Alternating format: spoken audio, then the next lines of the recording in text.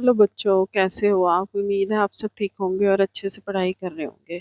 आज है हमारे बेसिक गणित की 9वीं वीडियो, जिसका टॉपिक है त्रिभुज।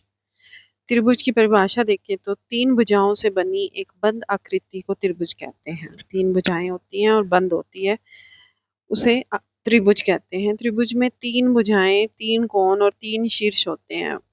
कोण ये वाले होते हैं और भुजाएं आप पता ही है, ए बी सी डी।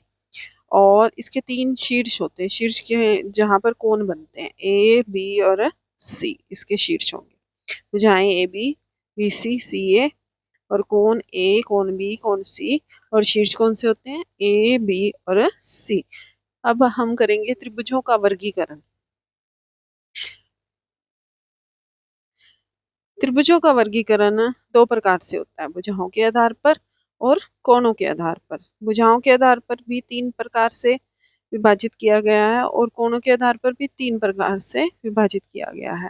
पहला है भुजाओं के आधार पर में समबाहु त्रिभुज। समबाहु त्रिभुज में त्रिभुज की सभी भुजाएं समान होती हैं और सभी कोण समान होते हैं।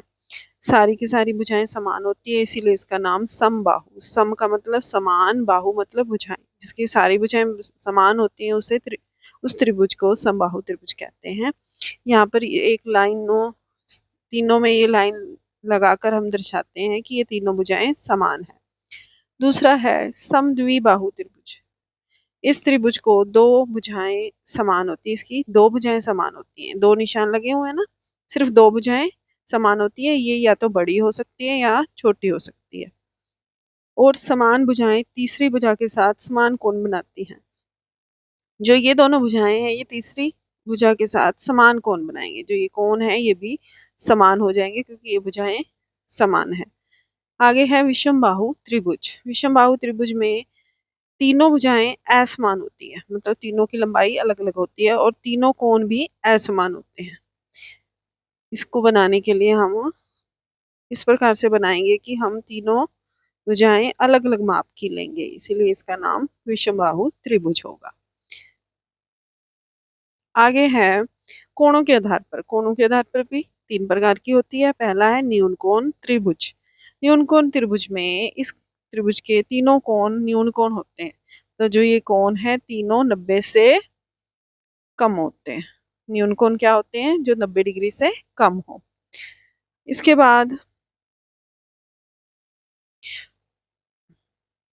बाद समकोण त्रिभुज। समकोण त्रिभुज में एक कोण 90 डिग्री का कंडीशन एक कोण की है कि एक कोण 90 डिग्री का होगा।